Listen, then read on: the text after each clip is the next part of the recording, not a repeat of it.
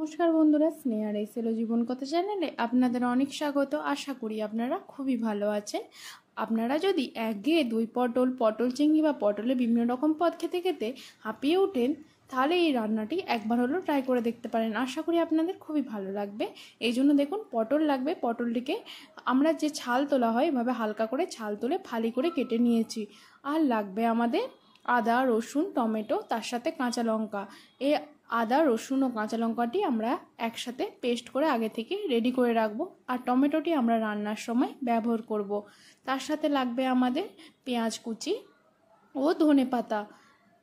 আপনাদের এর মাঝে বলে রাখি, আপনারা যারা অনেক দিন থেকে আমার চ্যানেলটি সাবস্ক্রাইব করে রেখেছেন তাদের তো অনেক ধন্যবাদ। যারা করেননি তাদের যদি ভালো লাগে অবশ্যই চ্যানেলটি সাবস্ক্রাইব করে পাশে থাকার অনুরোধ রইল। আর দেখুন, আমাদের একটা মেন ইনগ্রিডিয়েন্টস যে মশলাটি লাগবে, দেখুন নিয়েছি সর্ষে, সাদা সর্ষে, কালো সর্ষে, জিরে, লঙ্কা, তার সাথে পোস্ত। লঙ্কার পরিমাণটা আপনারা বাড়িয়ে কমিয়ে নেবেন, এটা একটু ঝাল ঝাল হলেই খেতে ভালো লাগে। এরপর আপনারা লঙ্কাটা যে যেরকম খেতে পারেন সেরকমভাবে বাড়িয়ে কমিয়ে নেবেন। এরপর কড়াইতে তেল দিয়েছি। তেল দেওয়ার পর পটলগুলিকে দেখুন নুন ও হলুদ দিয়ে ঢাকা চাপা দিয়ে একদম লো ফ্লেমে ভেজে নিয়েছি, যাতে এই সময় পটলগুলি নরম হয়ে যায়। তার সাথে লাল লাল করে ভেজে নিয়েছি। এরপর কড়াইতে তেল দিয়েছি। তেলটা গরম হওয়ার পর ভালো একটা কালারের জন্য ওর মধ্যে দিয়ে দিয়েছি চিনি। তারপরে একে একে দিয়েছি একটা কাঁচা লঙ্কা, তার সাথে পেঁয়াজ কুচি। পেঁয়াজ কুচিগুলি লাল লাল করে ভেজে নেওয়ার পর ওর মধ্যে আদা, রসুন ও কাঁচা লঙ্কার পেস্টটি দিয়ে দিয়েছি। এরপর ওইটাকেও ভালোভাবে ভেজে নিচ্ছি যতক্ষণ পর্যন্ত না আদা রসুনের কাঁচা গন্ধটি চলে যায়। এরপর যোগ করেছি টমেটোটিকেও নরম করে আমরা কিন্তু ভেজে নিচ্ছি।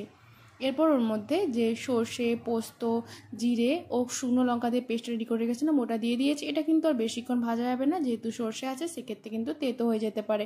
এরপর অল্প পরিমাণে জল যোগ করে মশলাটাকে ফুটিয়ে নিয়েছি। ফুটিয়ে নেওয়ার পর ওর মধ্যে দিয়ে দিয়েছি পটলগুলি যেহেতু সেদ্ধ, তাই বেশিক্ষণ এটা রান্না করার প্রয়োজন হয় না, আর এটা একটু গামাখা হয়। এরপর ধনেপাতা কুচি ছড়িয়ে নিয়ে নামিয়ে নিলে এই রান্নাটি একদম রেডি। এভাবে আপনারা কিন্তু একবার হলেও ট্রাই করে দেখতে পারেন। আশা করি আপনাদের খুবই ভালো লাগবে।